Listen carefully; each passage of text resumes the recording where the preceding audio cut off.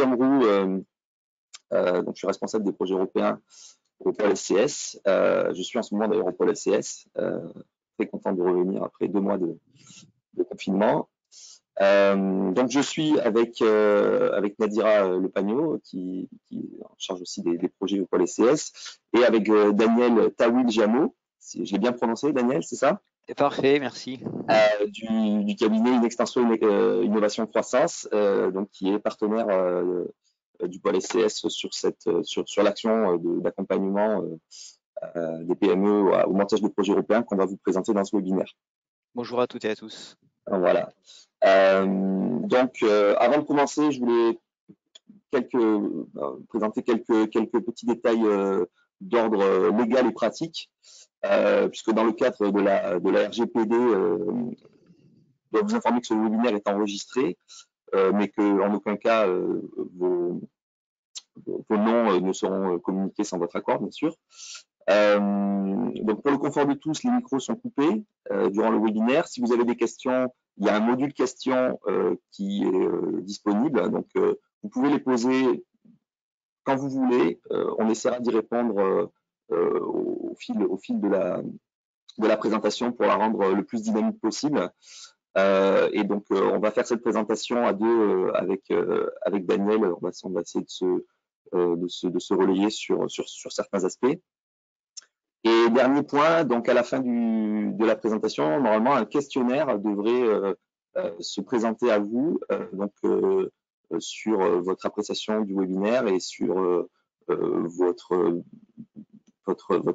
besoin et votre souhait d'être contacté pour parler de votre projet, de vous faire accompagner. Donc bienvenue à tous pour ce webinaire. Je défile les slides. Normalement, vous devriez voir la deuxième slide. Voilà.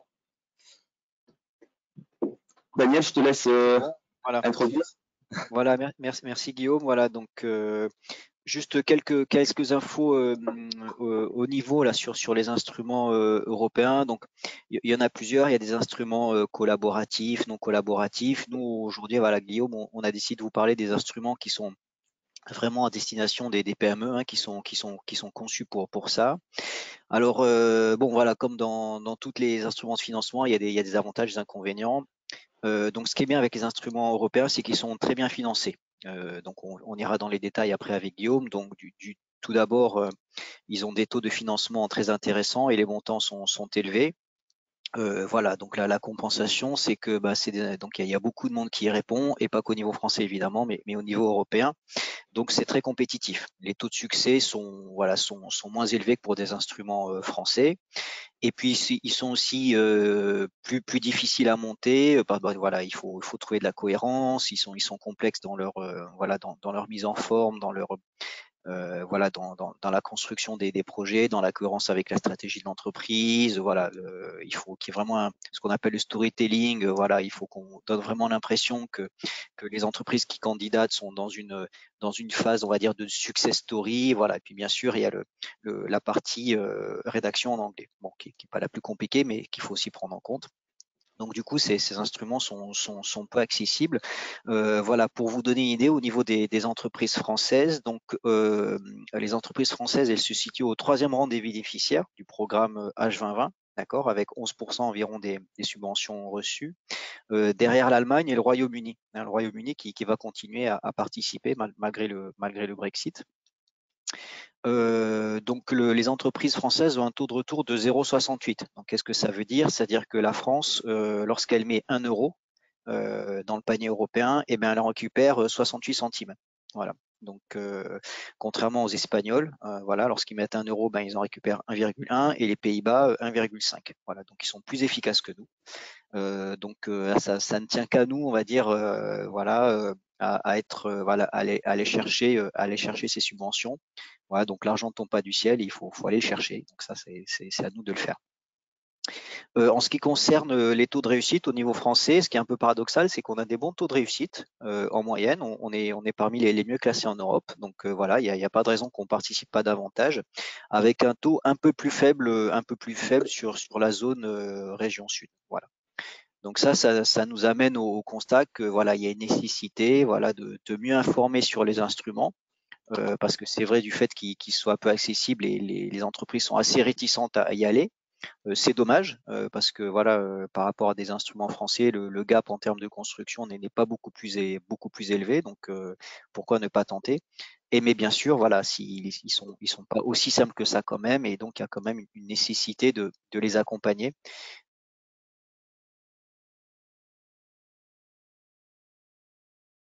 Voilà, donc c'est ce qu'on vous propose de faire.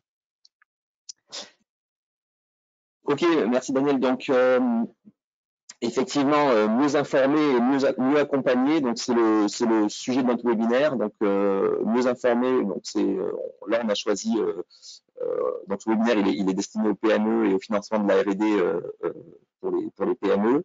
Donc, on a choisi de focaliser le webinaire sur 3 instruments qui nous paraissent les plus intéressants, qui sont donc le IC Accelerator, le Fast Track to Innovation et Eurostars.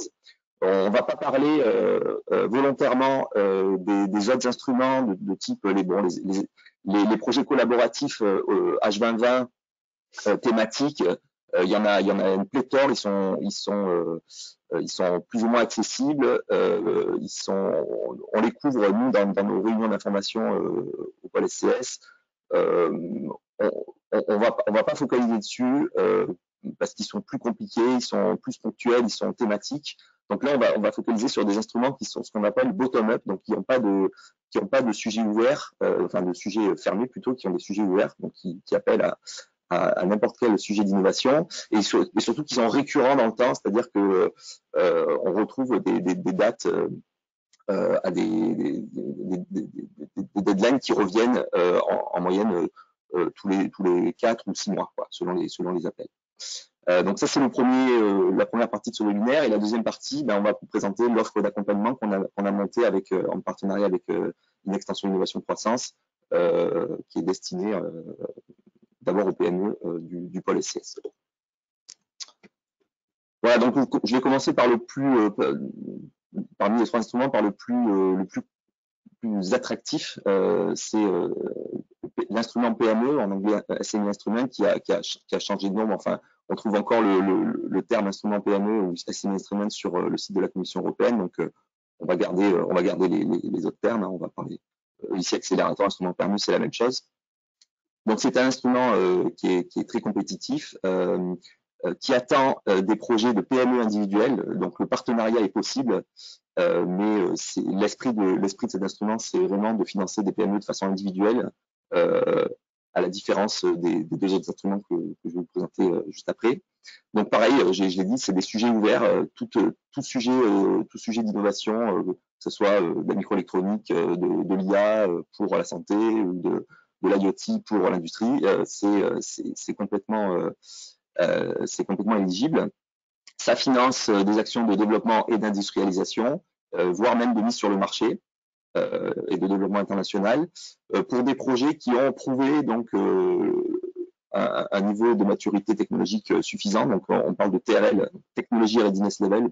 Pour ceux qui ne savent pas ce que c'est une mesure en fait de la maturité technologique de l'innovation, qui va donc de 1 à 9, une échelle de 1 à 9, 1 étant la plus loin du marché et 9 la plus proche du marché.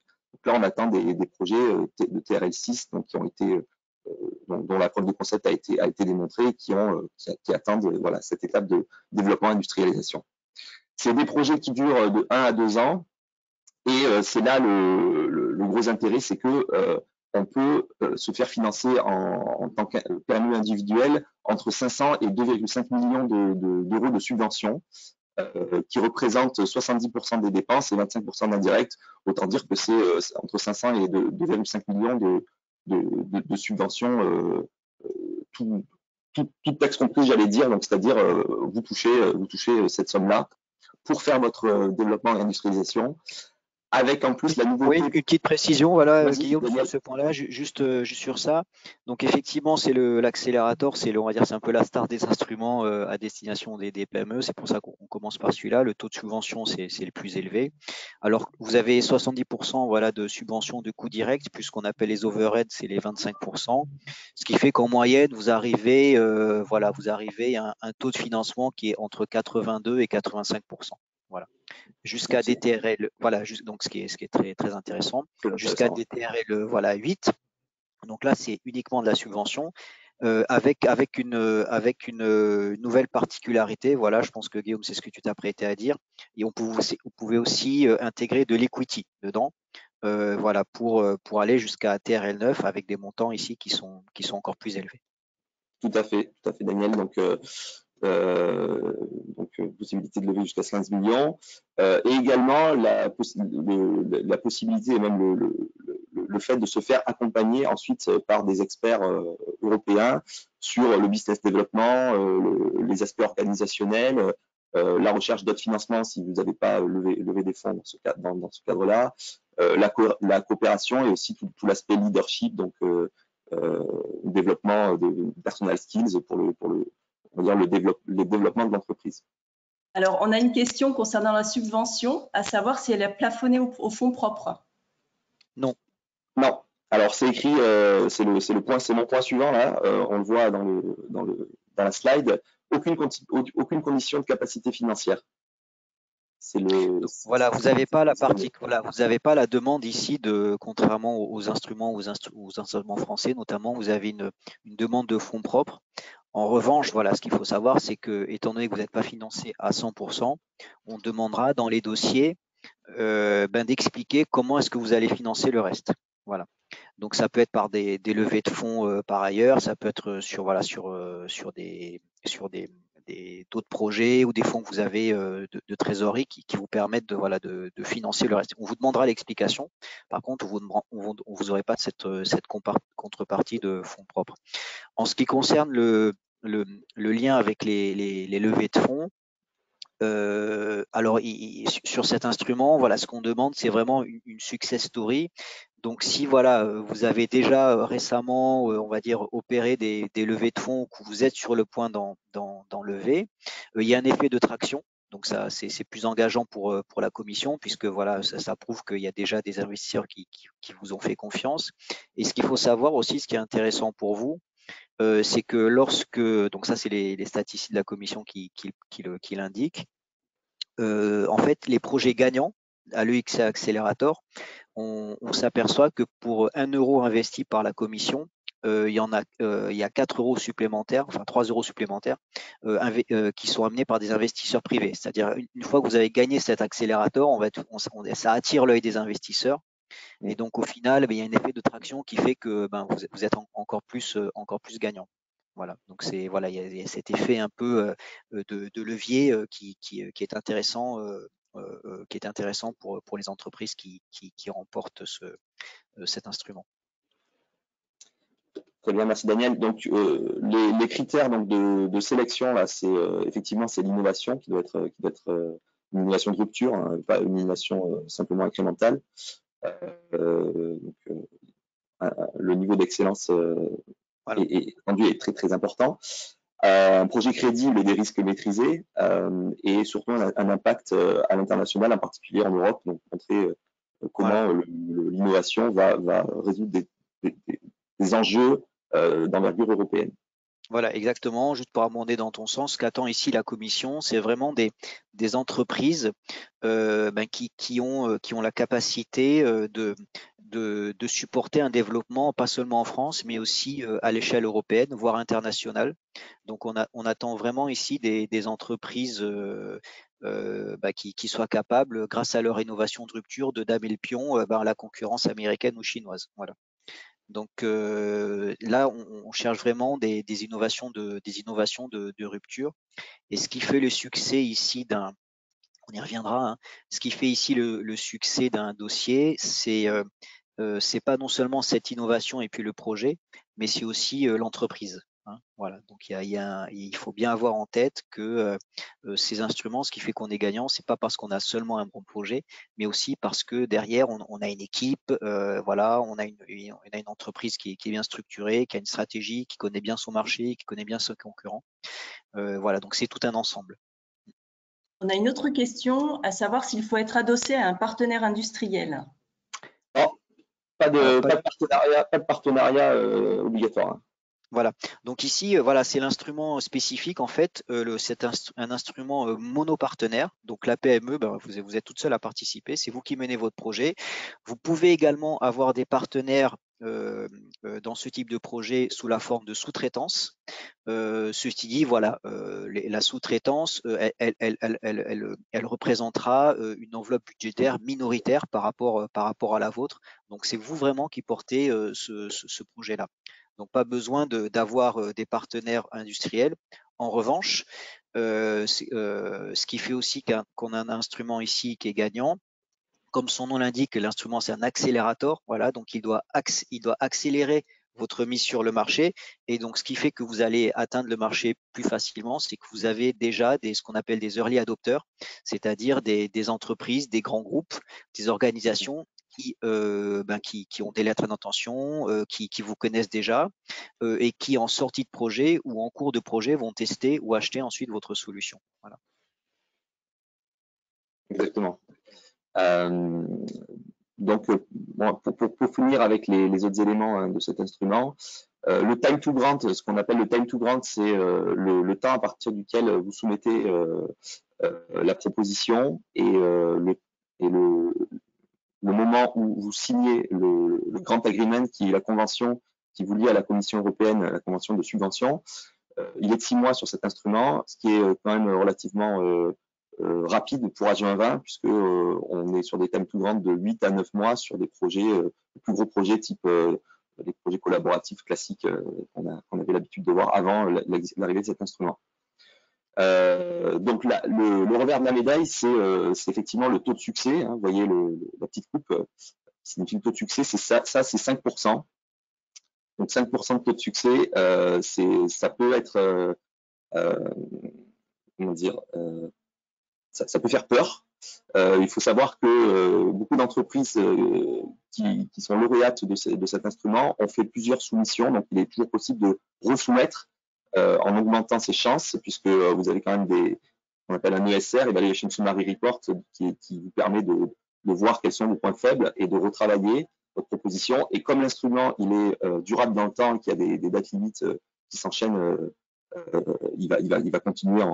Là, si vous déposez une proposition pour la prochaine échéance et qu'elle n'est malheureusement pas sélectionnée, l'instrument va perdurer en 2021 jusqu'en 2028, a priori. Donc, tout le travail qui sera fait, il ne sera pas fait pour rien, puisque vous aurez la chance de resoumettre et peut-être un jour d'être lauréat. Donc, il ne faut pas avoir peur de ces taux de succès, mais voilà, il faut les avoir en tête quand même.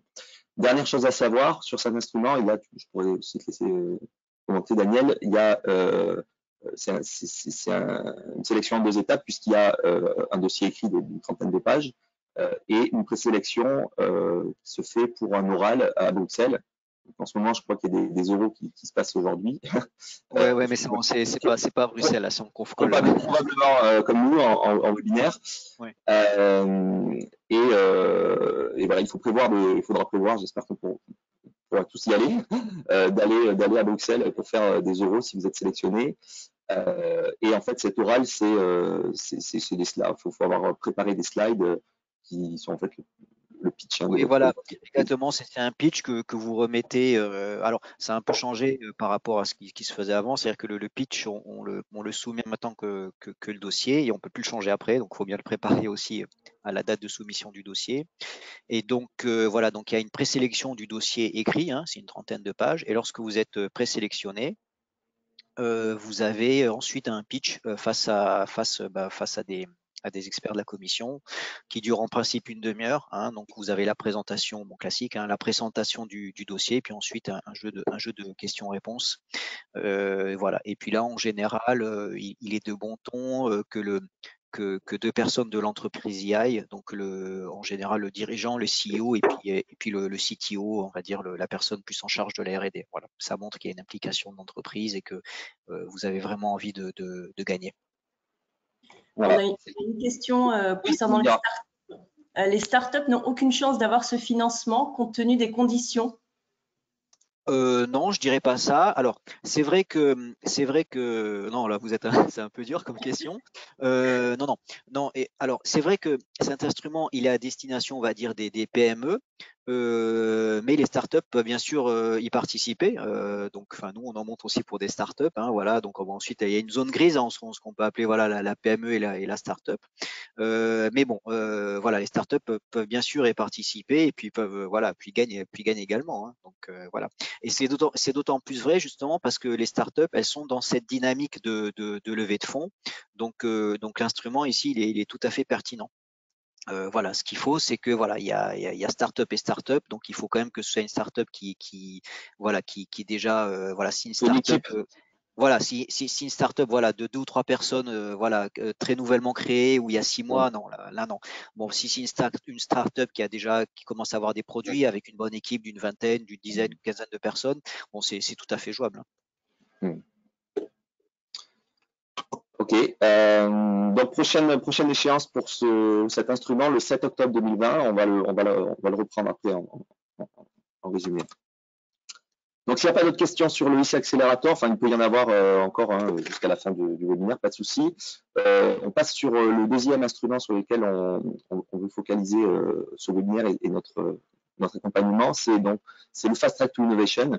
Donc Fast Track to Innovation, on revient dans un esprit collaboratif, puisqu'il faut un partenariat, vous voyez dans la slide, entre 3 et 5 partenaires. Donc ça, c'est un minimum et un maximum, c'est-à-dire que à la différence des gros projets H2020 collaboratifs thématiques où on peut avoir jusqu'à 15 partenaires et les tailles de consortium ne sont pas limitées, là, on est sur un projet l'esprit, c'est un projet collaboratif, mais collaboratif efficace, c'est-à-dire avec un partenariat efficace et limité, donc entre 3 et 5 partenaires, et surtout qui est fortement focalisé sur les industriels. Donc quand on parle d'industriels, c'est PME et grands groupes, donc à la différence des académiques ou d'autres types d'acteurs.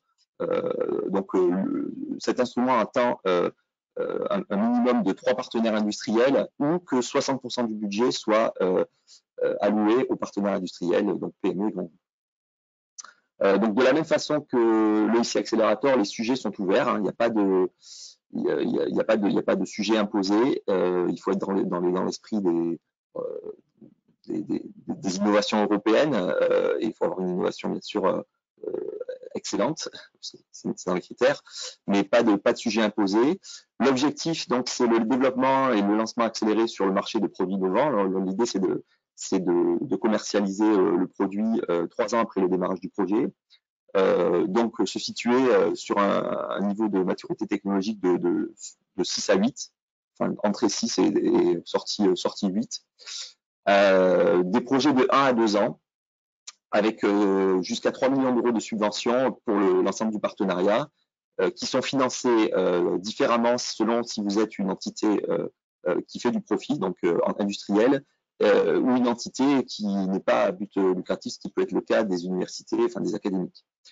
Donc 70% de taux de subvention plus 25% d'indirect pour les entités à but lucratif, PME et grands groupes, et 100% de subvention plus 25% d'indirect pour les PME, pour les entités qui sont à but non lucratif comme une université ou certains centres de recherche.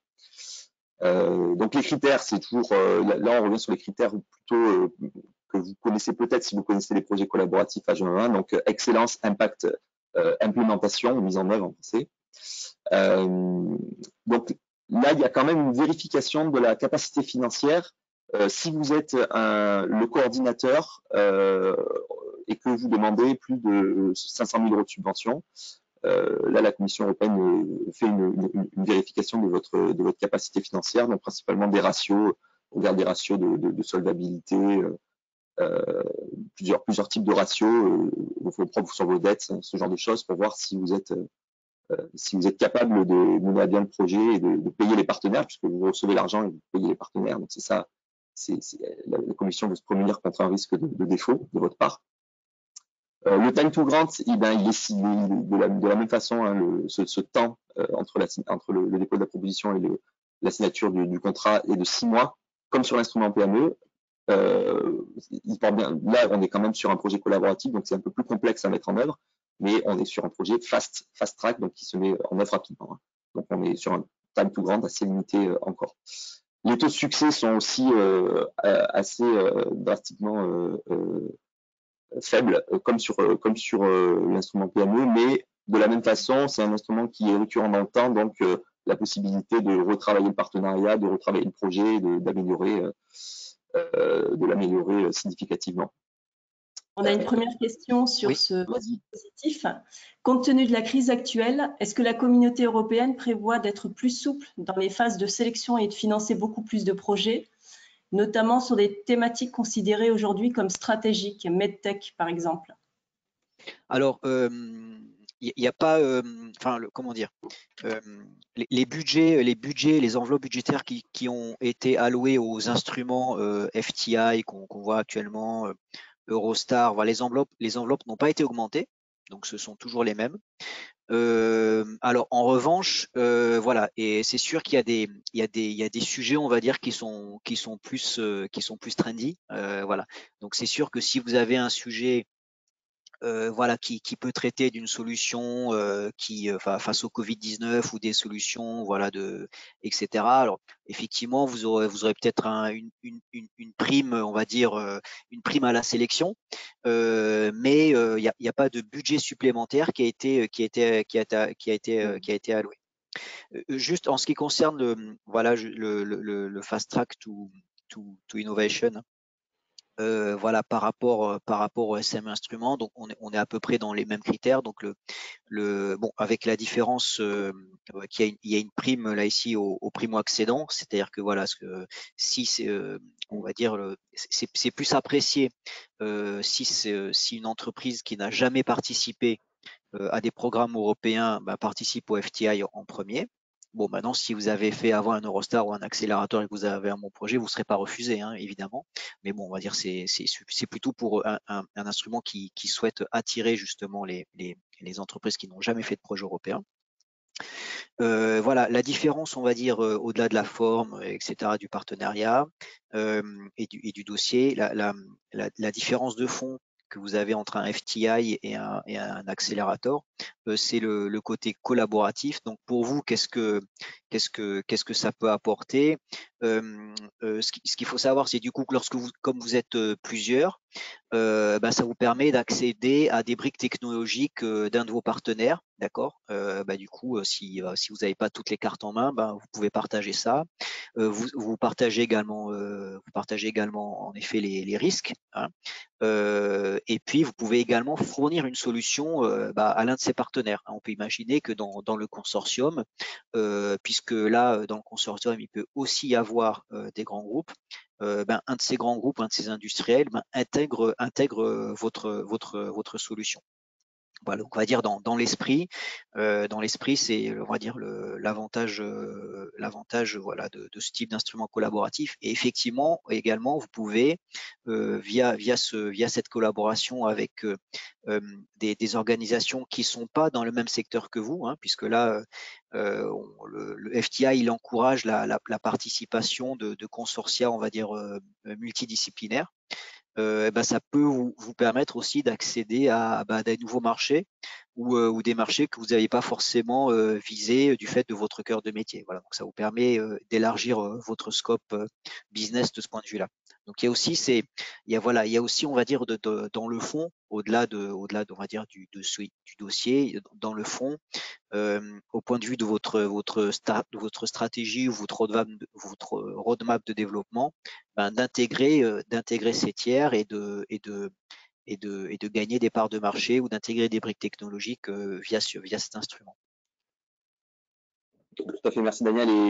Et j'ajouterais que sur cette notion de priorité au primo-accédant, les PME, la notion de PME primo-accédante est encore plus importante. Donc, si vous êtes une PME primo-accédante, donc c'est-à-dire une PME qui n'a pas reçu déjà des fonds H2020, fonds européens H2020, vous marquez des points et donc voilà. Effectivement, ça peut être un bon argument pour booster votre dossier. Voilà, juste pour vous donner un ordre d'idée, le FTI est un instrument qui est un peu moins demandé.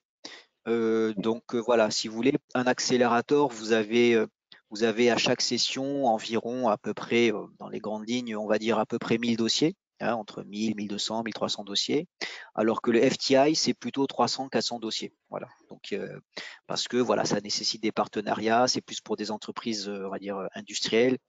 Donc voilà, en général, il y a moins de demandes sur cet instrument-là, mais bon, ça peut être intéressant selon et pour vous aussi, hein. Voilà. Voilà. Et donc, prochaine échéance sur cet instrument-là, le 9 juin, donc celle-là, on voulait la mettre en lumière parce que si jamais vous avez un projet tout prêt, ça peut être intéressant pour vous de vite le packager et peut-être essayer de le soumettre.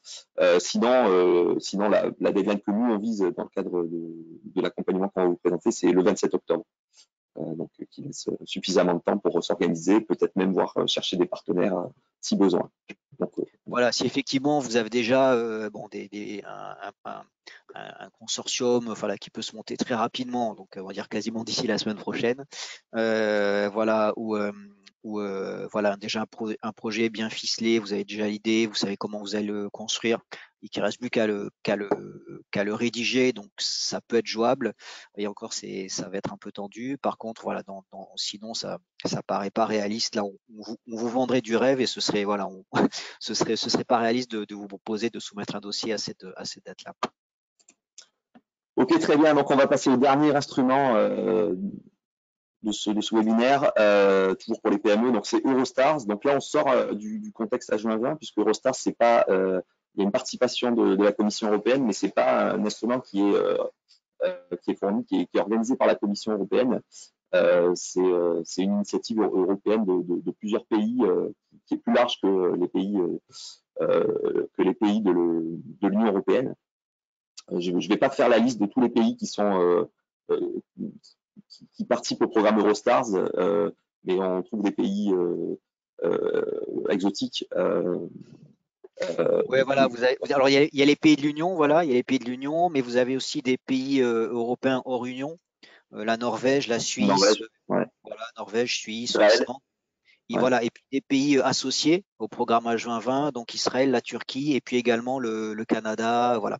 Donc en tout, il y a 36 pays qui participent. C'est pas un programme de la Commission, c'est un programme européen transnational. Exactement. Et la différence, donc la principale différence, c'est que c'est pas la Commission européenne qui verse les fonds, mais ce sont les organisations, une organisation propre à chaque pays. En général, c'est une agence d'innovation, un ministère. En France, c'est des pays qui gèrent les fonds Eurostars. Et d'où vous allez voir le critère de financement qui prend compte des fonds propres. Exactement. Donc en France, l'interlocuteur c'est BPI.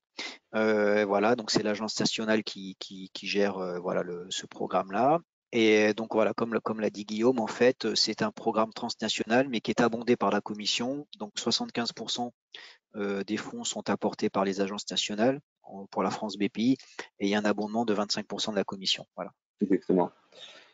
Donc l'idée, on est toujours dans le collaboratif, hein, on n'est pas c'est pas comme l'instrument PME individuel. Donc là, c'est 2 partenaires minimum de 2 pays Eurostars, donc des pays, vous pouvez trouver la liste des pays sur le site Eurostars. La France en fait bien sûr partie. Il faut par contre que le coordinateur soit absolument une PME. Et une PME, ce qu'on dit R&D Performing SME, donc une PME qui fait de la R&D, c'est-à-dire qui a 10% de son effectif investi dans la R&D ou de 10% de son chiffre d'affaires investi dans la R&D. Donc c'est vraiment la notion de Eurostars SMI, une PME Eurostars, ou R&D Performing SMI. Donc si vous êtes dans ce cas-là, vous pouvez prétendre à monter un projet Eurostars et il faut le faire en tant que coordinateur, absolument. Pas de sujet imposé, hein, comme sur les 2 autres, on est sur des sujets ouverts bottom-up. Ça finance des projets d'innovation et de R&D pour une commercialisation rapide. Pareil, là, l'idée, c'est d'avoir un produit qui arrive rapidement sur le marché. Donc, c'est 2 ans.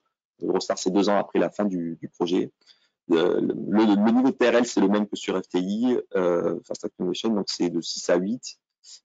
Pour des projets peut-être un peu plus longs, de 2 à 3 ans. Financement jusqu'à 3 millions de subventions. Donc,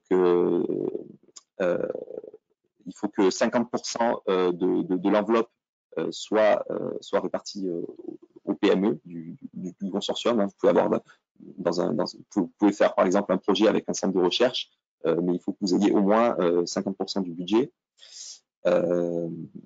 Les taux de financement, donc c'est 40% pour les PME Eurostars, donc les R&D Performing SME, c'est-à-dire cette définition des 10% du staff ou du turnover, 40% des dépenses, 30% pour les entreprises de moins de 2000 salariés et 40% pour les laboratoires, donc les acteurs académiques, avec un maximum de 100 000 € de subvention.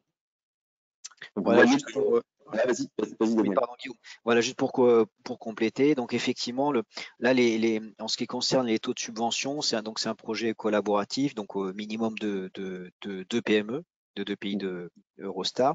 Donc, mais une seule entreprise peut avoir un budget qui monte jusqu'à 70%. Hein, c'est-à-dire que une des 2 PME peut avoir son budget qui prend 70% de l'enveloppe du projet, mais pas au-delà, parce qu'après, c'est plus un projet collaboratif. Voilà. Sachant que voilà, le taux de financement, alors tous les instruments européens, c'est que de la subvention. Donc ici, le taux de financement, c'est 40% pour les entreprises françaises. Voilà, donc selon les autres pays de l'Union, selon les autres agences, les taux de financement sont différents. Voilà, et puis il y a aussi des petites subtilités. Typiquement, voilà, si vous travaillez avec une entreprise, une PME en Roumanie, la Roumanie demande à ce que dans le consortium, il y ait non seulement une PME roumaine, mais également une université. Donc voilà, il y a des petites subtilités selon les pays, voilà. Et puis aussi, voilà, il y a des pays que voilà, on doit éviter. Voilà, bon, typiquement la Grèce, leur agence a plus trop de sous, hein, voilà, pour parler franchement. Voilà. Par contre, on peut très bien viser aussi des agences comme la Suisse, voilà, puisque les Suisses sont très forts à l'Eurostar. Hein, voilà, donc, voilà. Beaucoup de projets avec des Suisses.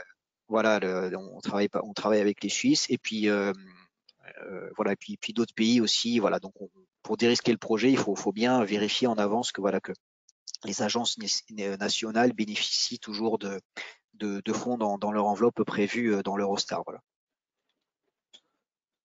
Ok, merci Daniel. Donc là, les critères, c'est donc l'excellence en termes d'innovation et de R&D et l'impact sur le marché principalement. Le financement, donc c'est à l'inverse des projets H2020, comme c'est BPI qui finance, on revient dans la limite des fonds propres. Donc si vous demandez 500 000 €, il faut justifier de 500 000 € de fonds propres. Donc 1 € de subvention, 1 € de fonds propres. Le time to grant, c'est à peu près le même, un mois de plus, donc 7 mois pour Eurostars.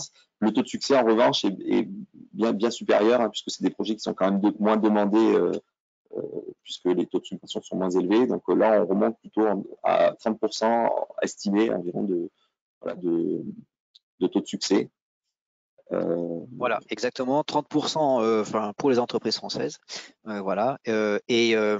Voilà, donc c'est vrai que là également, pour vous donner une idée, à chaque session, il y a environ 350-400 dossiers qui sont soumis sur toute l'Europe. Voilà, avec des taux de succès plus élevés. Parce qu'il y a moins de demandes, parce que les subventions sont moins élevées. Voilà. Maintenant, 40% de subventions, il faut pas non plus se priver de ce type de financement. Alors évidemment, c'est moins intéressant que. Vous avez aussi les overheads dedans, hein, d'accord. Donc c'est 40% plus 7% d'overhead. Voilà. Par contre, voilà, c'est quand même des financements intéressants. Hein. Donc voilà, il faut aussi penser à ça. Voilà, moi l'Eurostar, c'est un instrument qui me séduit assez parce que voilà, il est quand même intéressant à construire. Les subventions sont intéressantes, les taux de succès sont élevés.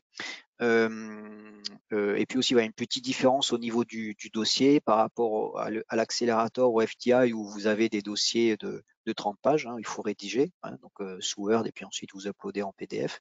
Ici, vous répondez à des questions sur une plateforme, hein, voilà, un nombre de caractères limité.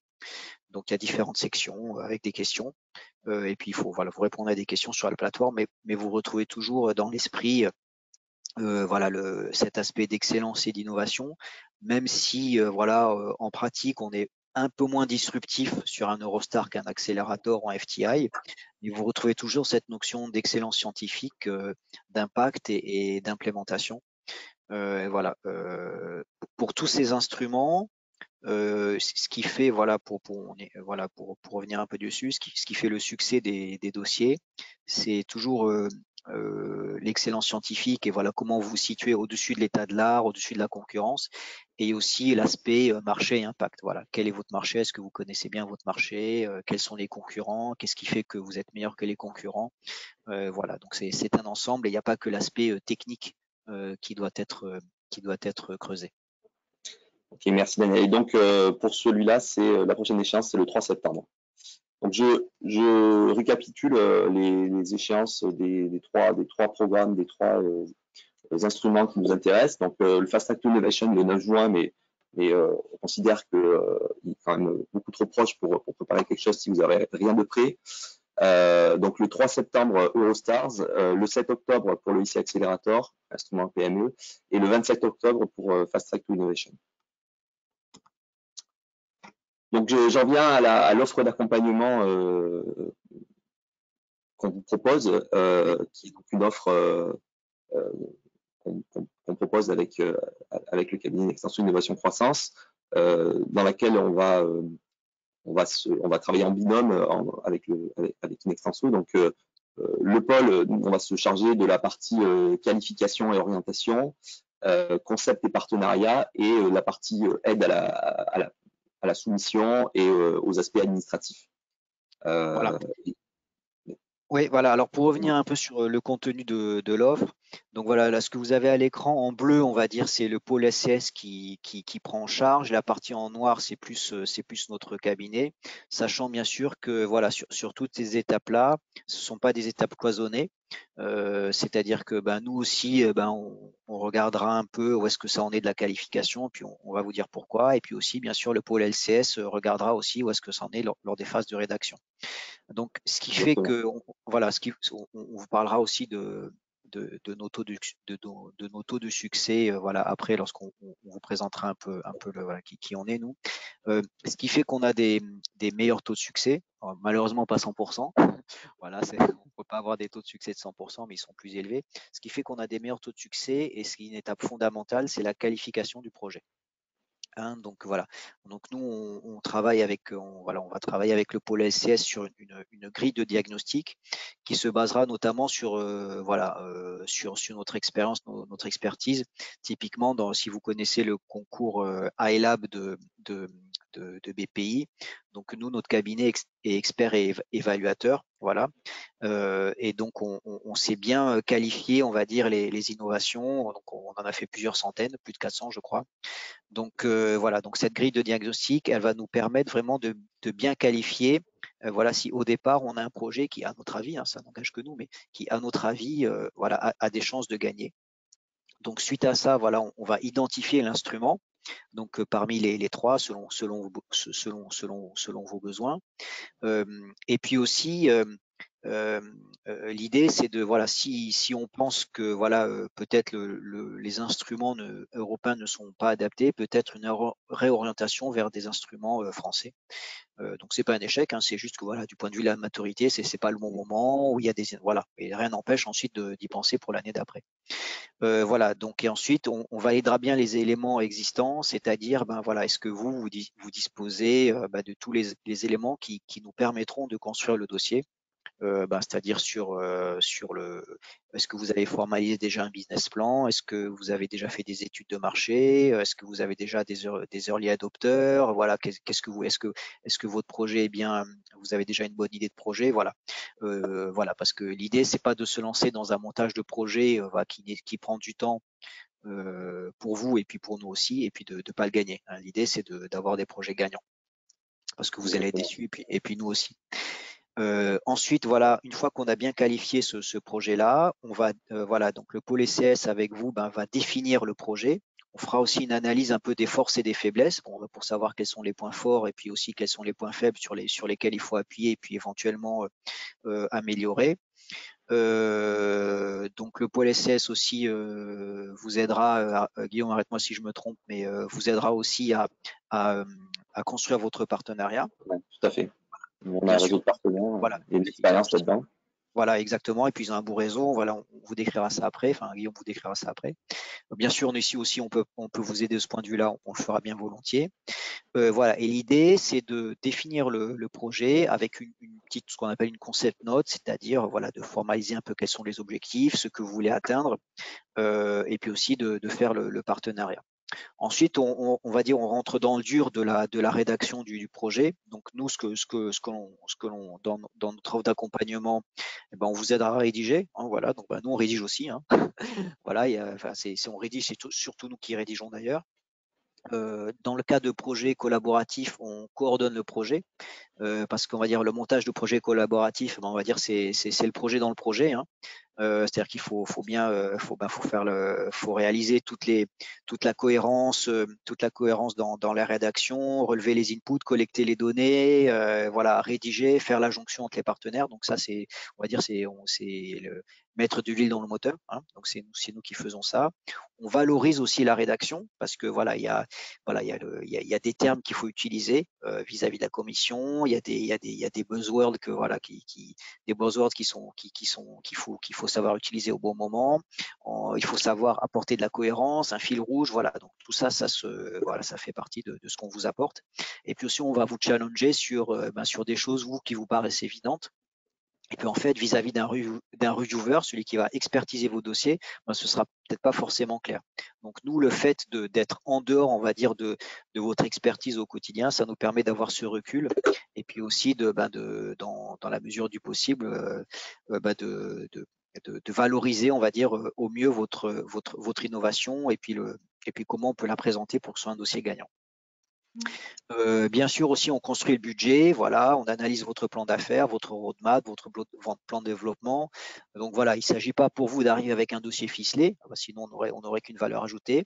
Mais voilà, à partir des éléments bruts, nous, on va construire aussi le dossier avec vous. Et Daniel, enfin, voilà. Oui. Est-ce que vous proposez également un accompagnement sur l'élaboration de l'étude de marché, précisément?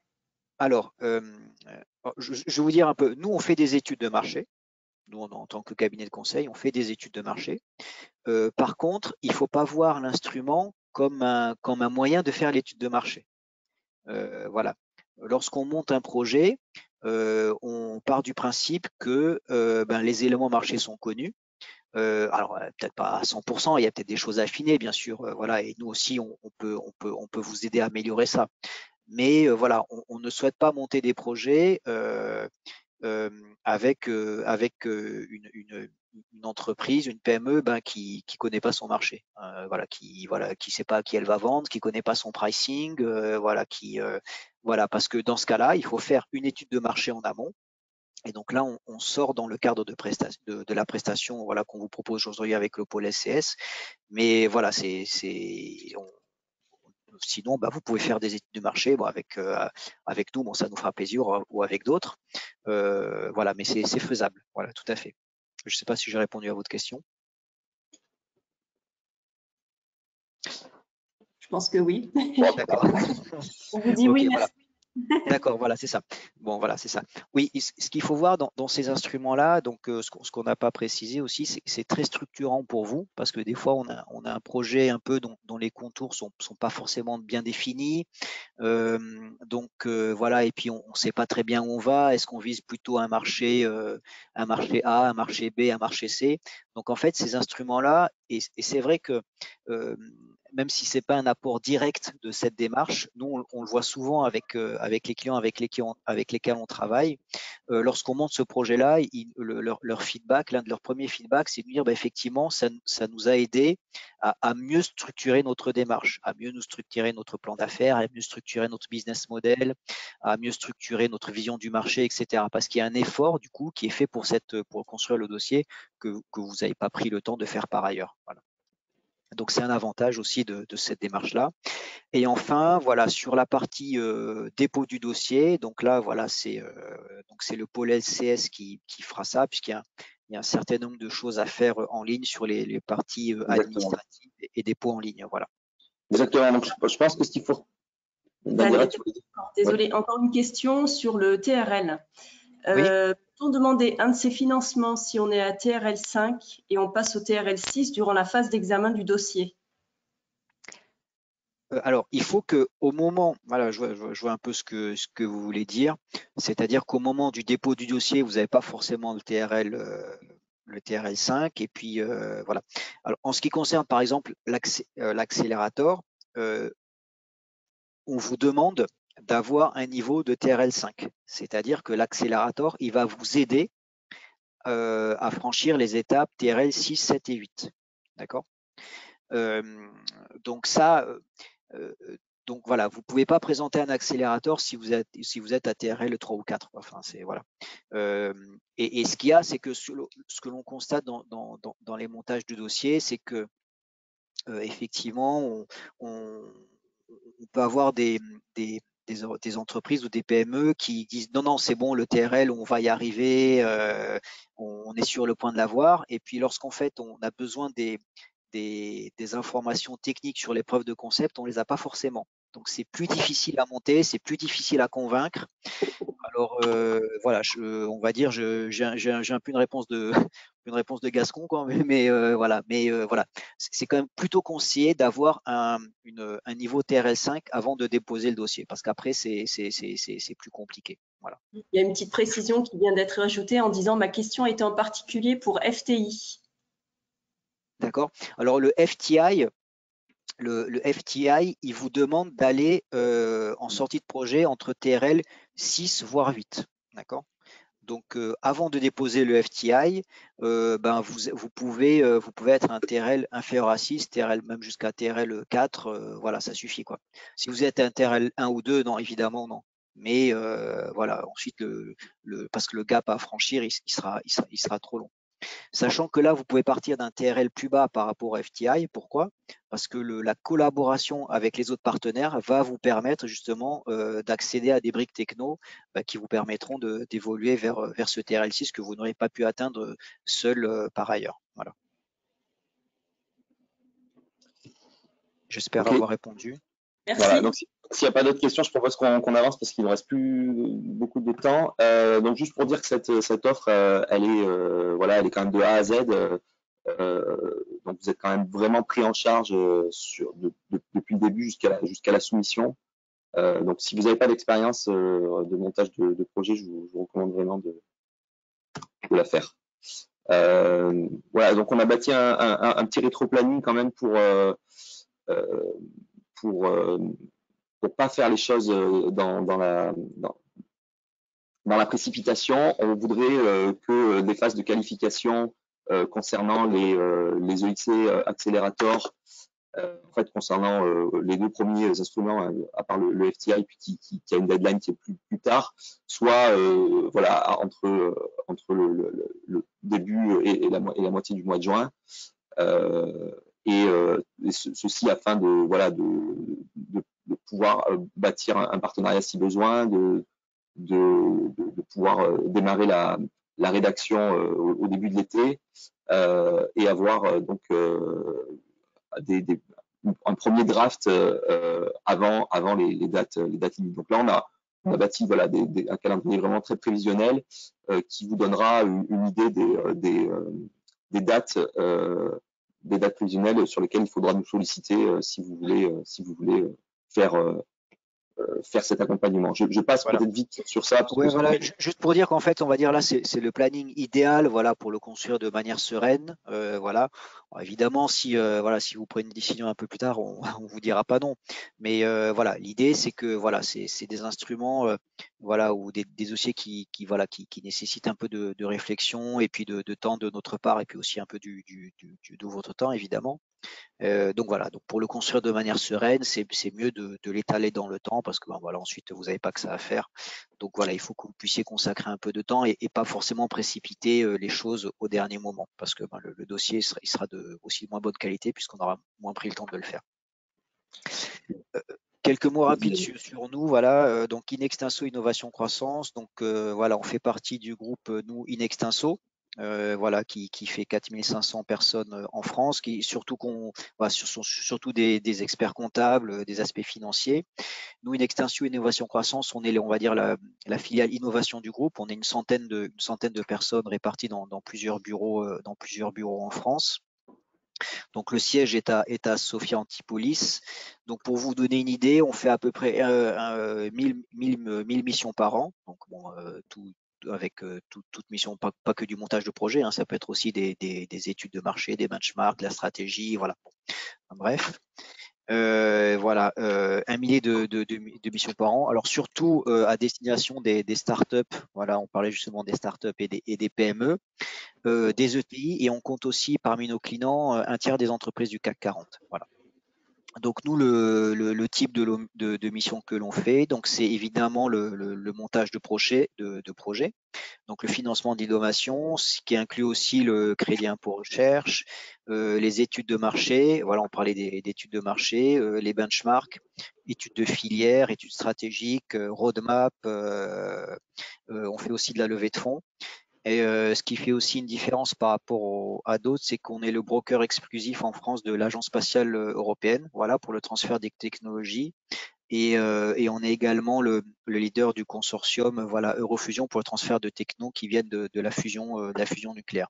Donc on a cet aspect, voilà, innovation très technologique, avec aussi une spécialité développement durable, puisqu'on a fait partie pendant plusieurs années du groupe Deloitte. Bon, Inextinso s'est séparé l'année dernière du groupe de Deloitte, et donc on a récupéré une quinzaine d'experts en développement durable, voilà, qui travaillent pour le JRC au niveau européen, qui font des études de filière, des ACV ou de la stratégie de responsabilité sociétale. Voilà. Au niveau du financement de l'innovation, donc nous on couvre la quasi-totalité des instruments français et européens. En ce qui concerne nos taux de succès, bon, je pense que c'est ce qui vous intéresse aussi pour savoir si ça peut être intéressant pour vous de vous engager dans la démarche avec nous, et puis en partenariat avec le pôle SCS. Donc sur les instruments H2020 collaboratifs qu'on avait cités, les gros programmes européens collaboratifs, donc voilà, on a soumis plus de 150 projets déjà, voilà, avec un taux de succès qui est de 30%, voire plus sur certaines dimensions comme l'aéronautique ou le spatial, où là on a des taux de succès plutôt de l'ordre de 60%. Sur le LIFE, un instrument dédié à environnement, on est à 50% de taux de succès. Sur l'accélérateur, on a un taux de succès environ de 20%. Donc comparé aux 5% qui est forcément supérieur. Voilà, donc malheureusement c'est pas 100%, on va pas vous garantir 100% de taux de succès, mais 20% ça commence à être intéressant. Et sur l'Eurostar, voilà, on a des taux de succès aussi plus élevés. On vous cite pas le FTI parce qu'on en dépose un peu moins, et donc ça n'aurait pas été, on va dire, ça n'aurait pas été raisonnable de vous parler de taux de succès, mais on a aussi des taux de succès plus élevés sur les instruments FTI qu'on a déposés déjà. Et puis voilà, que vous dire de plus, c'est que voilà, on est cité, vous pourrez aller le vérifier, on est référencé parmi les meilleurs cabinets de conseil en France pour nos deux entités, sachant que voilà, le groupe, le cabinet Efficient Innovation que vous connaissez peut-être nous a rejoint. Voilà, et donc est cité également dans ce classement, et voilà, Efficient Innovation qui est spécialisé dans le montage de projets européens, et à terme, voilà, je pense que c'est en juin, on sera sous la même bannière Inextinso Innovation Croissance. Voilà. Ok, merci Daniel. Voilà, donc bon, le pôle SCS, j'imagine que vous connaissez, on a le pôle de compétitivité numérique en région PACA, région Sud. Sur l'Europe, donc je me suis chargé donc de cet aspect. Ça fait plus de 7 ans que je suis au pôle SCS et que je me charge des projets européens. Donc ça veut dire on a accompagné plus d'une cinquantaine de projets, dont une vingtaine qui ont été des succès, parmi lesquels des projets dont on a la coordination dans le programme Horizon 2020, comme IoT for Industry ou Startup 3, et d'autres projets que vous voyez là cités, principalement dans les programmes COSME et Eurostars et Eureka.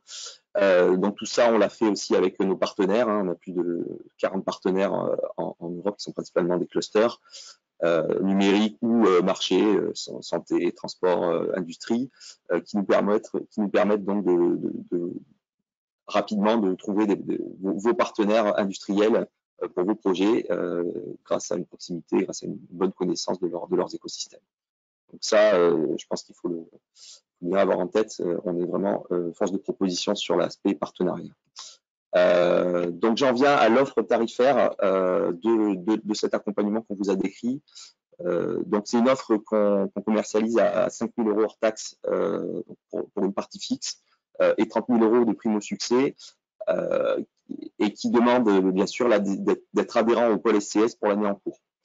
Donc le principal commentaire sur cette offre, c'est que on a quand même largement écrasé les prix, puisque si vous passez par un cabinet de conseil pour vous faire accompagner sur un instrument accélérateur ou collaboratif, ça sera plutôt autour de entre 10 et 15 000 €, plutôt voire 15 000 €, avec une prime au succès qui est un pourcentage de la subvention, donc qui risquera forcément d'être plus élevé, puisque c'est à partir de 2 jusqu'à 4%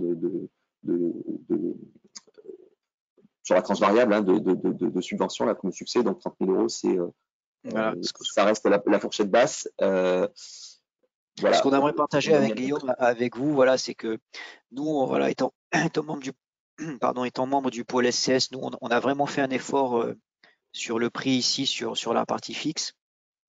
Donc, en général, les tarifs sont plus élevés. Voilà, si les aides au montage voilà, que vous avez dans le cadre de ce type de projet pour un accélérateur, voilà, la BPI, elle considère que le montage peut aller jusqu'à 20 000 € sur la partie fixe uniquement. Voilà, donc on est plutôt en général sur des prix sur la partie fixe qui sont de 15 000 € avec des primes au succès également plus élevées. Donc voilà, on a fait vraiment un effort sur ça. Voilà, sachant que voilà, on partage aussi le risque avec vous et c'est la notion de prime au succès, c'est-à-dire que voilà, nous sur cette partie fixe, évidemment, vu le temps qu'on va passer dessus, on sera évidemment pas rentable. Par contre, voilà, ce qu'on partage le risque avec vous. Voilà, si on estime que le projet peut gagner, ben on se lance avec vous. Et du coup, évidemment, il y aura une prime au succès si le projet est sélectionné. Voilà. Voilà, donc si vous êtes intéressé pour y participer, 3 étapes. Hein. La première, c'est de contacter le pôle SCS qui est donc le garant de cette action. Donc c'est moi-même et Oumadira. Donc vous nous envoyez une expression d'intérêt. J'ai envie de participer par mail. Hein. Vous aurez nos coordonnées dans les slides. On vous enverra les slides, bien sûr. Enfin, on les mettra à disposition et on vous les enverra. Si on a la liste, je crois qu'on peut le faire. Et ensuite, ben voilà, on entame un premier échange avec le début de la qualification.